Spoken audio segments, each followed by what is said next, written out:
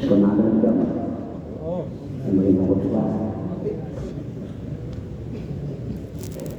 Bismillah. Assalamualaikum warahmatullahi wabarakatuh. Selamat kembang ke kupah. Bungannya tak ada wah. Ketok di marom ini namanya. Aku yang kinokoyo dari mamanya para asisten dua ceramah. Tak ceramah dan dia tak salampak. Tak salampak lama dia akan kompakin kebangnya dan akan balik dalam manfaat. Assalamualaikum warahmatullahi wabarakatuh. Waalaikumsalam. Jadi memperoleh alhamdulillah wassalatu wassalamu ala rasulillah wa ba'du. Qala Allah ta'ala a'udzu billahi minasyaitonir rajim wasari'u ila maghfiratin min rabbikum wa jannatin 'arduha as-samawati wal ardh wa iddat lil muttaqin alladzina yunfiquna fis sarra'i wad dharra'i wal kadhimina al-ghayza wal 'afina 'anil nas wallahu yuhibbul muhsinin. Bersegeralah kamu kepada ampunan Tuhanmu dan kepada surga yang luasnya seluas langit dan bumi yang disediakan bagi orang-orang yang bertakwa. Siapa orang bertakwa itu? Mereka senantiasa menginfakkan hartanya di jalan Allah baik dalam keadaan lapang maupun sempit. Mereka memaafkan kesalahan manusia dan mereka suka menahan marah. Dan ini ceramah bahasa Arabnya, Al-Qur'annya. Kalau melihat ayat ini sebenarnya cukup menjadi nasihat. Yang mana mungkin masih perlu ada penjelasan. Yang saya hormati Mama Pana, ya, asisten dua, Sekda Petau Baru, ketua tim Safari Ramadan tim 3. Mungkin yang lain tahun 90-an, orang sudah tidak tahu siapa ini Ibu Rami Kaboran. Beliau adalah cucu asli dari Kiai Haji Abdul Latif Toktungan. Maka kami mau yang lain mau tahu sebab dulu tahun 83 saya lulus SMA 1 selalu juga sholat Jumat selalu beliau yang dipanggil oleh pengacara memberikan tausiah. Yang saya hormati, mohon maaf tidak menyebut satu persatu seluruh tim Safari Ramadan tim 3 ya, mohon maaf supaya tidak terlalu lama ini ya.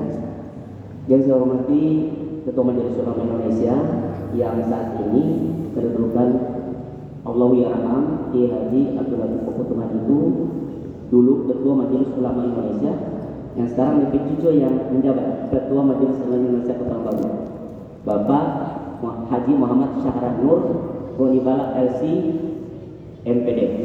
Beliau insya Allah tahun ini dapat amanah menjadi pendamping haji 1444 Hijriah. Orang doakan mudah-mudahan sehat walafiat. Beliau ini adalah kepala tata usaha Kementerian Agama. Juga ada Bapak Ketua Basnas Kota Baru, ya. Mohon maaf juga Bapak Lurah ada di sini. Seluruh perangkat pemerintah kelurahan yang saya cintai, saya hormati. Hadirin wal hadirat yang saya cintai karena Allah Subhanahu Wa Taala. Juga kolega-kolega saya di depan ini jauh Pak Imam, ya, yang saya hormati. Jadi Bapak Ibu sekalian, mau puasa itu mau ajar mau dia, mau ajar mau dia, mau bogat mau dia, akan dia mau ajar berarti dia minum puasa saya.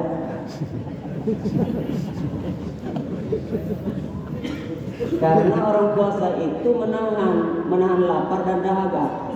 Akan gogongan masih kisah sama dia, masih kisah, rumogang masih kisah sama dia, masih kisah.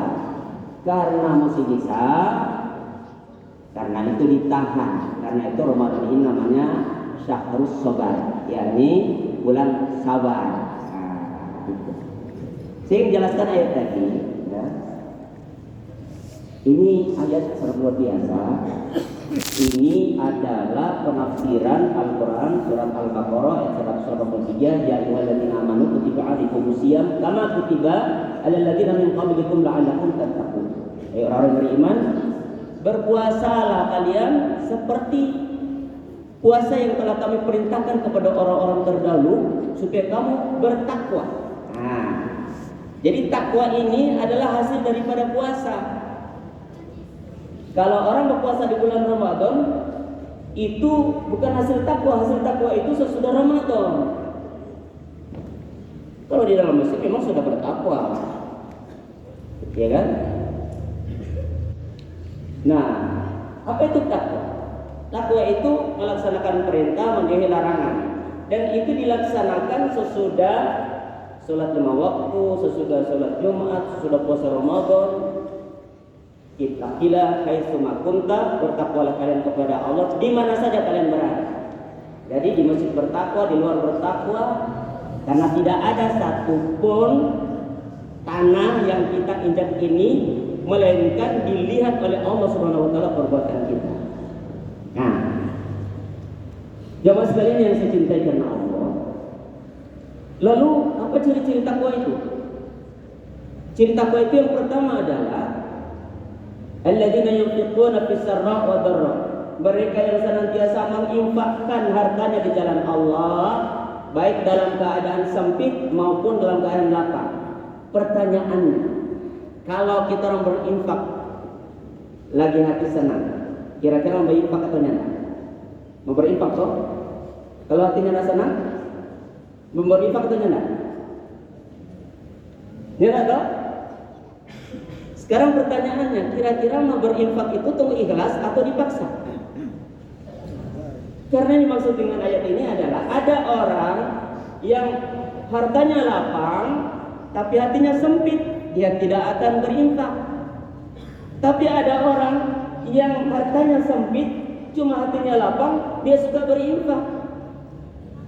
Jadi pertanyaan yang ketiga, mana afdal?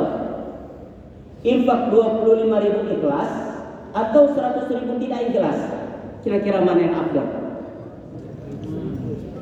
Dua-dua afdal, tapi yang lebih afdal berapa? 100.000 yang 25.000 ikhlas.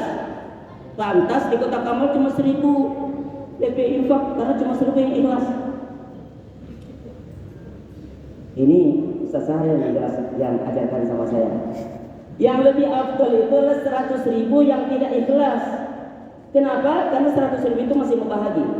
25.000 itu so ikhlas. 75.000 yang tidak ikhlas tapi bermanfaat buat orang miskin, orang yang membutuhkan. Mungkin orang paksa dulu, oh kasih lah, tak ada mantan ibu nak, punah pulsa, tak ada mantan kasih bonunya nah, aduh punah kasih ini, perlu bantuan ini, aduh, boboga tinggi nah sebenarnya. Tapi ada taufik dari Allah, oke dong aku, naik, naik. Kain Nabi, tidaklah seseorang menghadapi suatu persoalan melainkan hatinya terbelah menjadi dua. Ogoy mau dia. Aka ogoy berarti malaikat telah mendorongnya. Aka dia berarti hawa nafsu dan setan laknatullah yang mendorongnya untuk tidak memberikan. Nah, yang dipaksa itu adalah nafsu li amaratun bisu yang selalu membisikkan kepada kita, jangan berinfak. Setelah kita rangkasih dengan berat hati, sama. Karena mau buka tinggi nak kasih tapi nak bedon, aduh, nak kasih nak bedon tuh pulsana, aduh, telepon kami tua lagi sedang mati ini, aduh, tiba-tiba itu orang yang terang ada kasih akal, tiba-tiba tertabrak motor meninggal. Apa yang terjadi? Alhamdulillah, baik kita ada kasih. Kalau nyala kita menyesal seumur hidup, karena nyala dapat kasih 75.000. Jadi ikhlas itu tidak identik dengan hati senang, Bapak Ibu sekalian. Tidak sama. Ikhlas itu harus terkadang dipaksakan. Sama dengan sembahyang. Sembahyang kan wajib atau tidak? Wajib kan? Yang wajib dipaksa atau tunggu ikhlas? Dipaksa kan? Saya penyuluh agama. Ya bulan dapat gaji. Mau menyuruh dan tunggu ikhlas demi Allah. Pasarannya mau saya kita gaji. Iya. Siapa yang ada kalau menyuruh? Dia pernah ikhlas Pak Ustaz. Oh tunggu 1 minggu. Ini 1 bulan belum juga Bapak nyuruh. Siapa ini Ustaz ini dia? Dia pernah ikhlas. Demi Allah cuma 2 bulan langsung dipecat. Kenapa? Karena sudah terima gaji setiap bulan maka dia wajib menyuruh. Begitu semuanya. Dia persoalannya gua Mama Farah. Kalau tukang kredit, kong dia so kasih tinggal itu televisi Pak orang yang berkredit, itu setoran pertama, kedua, ketiga masih lancar. Tapi setelah setoran selanjutnya dia memulai hilang-hilang. Itu yang orang yang bakrin, orang yang sobat terima itu televisi. Jadi kalau terima itu barang, itu lalai orang mau bayar. Tapi coba orang kalau itu televisi belum bayar, belum ambil, pastor, lancar di restoran.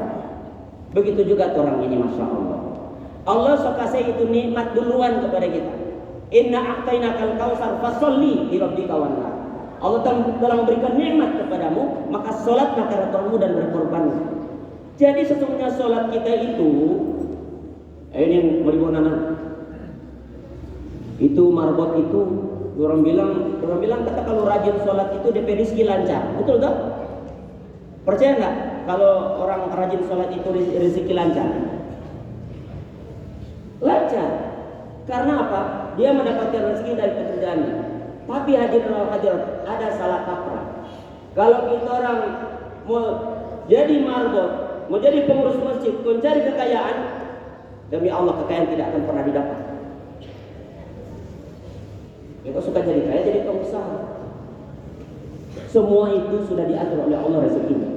Nah hadirin, yang kedua adalah wal afina 'anil nas, memaafkan kesalahan manusia. Nah ini hadirin wal hadirat. Memaafkan kesalahan manusia itu itulah perintah dari Al-Quran. Jangan gampang memaafkan. Saya pernah mempertemukan dua orang yang saling berseteru, bersaudara sangat dekat. Dua-dua pokoknya saya teman dekat itu.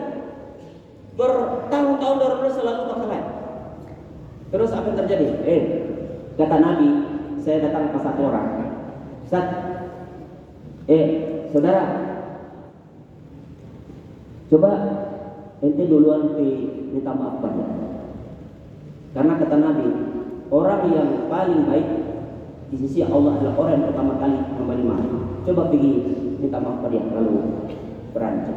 Apa dia bilang? Belum stop. Nanti dia stop kalau kita suka. Serta pergi pada dia, pak teman yang satu, dia memang kata kalau mana duluan dia sama terima. Jadi kalau boleh dia minta maaf. Apa dia bilang? Belum stop. Nanti dia baru kita berani. Ini kapan mau baku dapat? Sampai matinya nak pernah baku dapat minta maaf. Nanti baku dapat di kantor. Kantor itu adalah tempat setelah Siratul Mustaqim. Semua persoalan antar manusia akan diselesaikan di situ. Apa kinu yung kumanonya kona kita mau sabar kontua yung kumanaton yo mau babi teman ini begini di kantor itu namanya. Maka hati-hati orang. Lebih baik orang memaafkan. Sebab kalau orang balas di dunia bisa zalim. Kenapa? Orang tidak bisa mengukur apa pas dengan yang pertolongan pertama atau tidak. Maka hadirin banyak-banyaklah tersenyum. Banyak tersenyum. Senyum itu akan menjadi representasi dari seluruh kepribadian kita. Kalau susah tersenyum, ya bilang apa? Selalu bilang buncis. Tersenyum terus. Kenapa senyum itu saudara bilang hadirat? Itu sangat luar biasa. Kata Nabi SAW, bersedekah kalian walaupun hanya tersenyum. Assalamualaikum warahmatullahi wabarakatuh.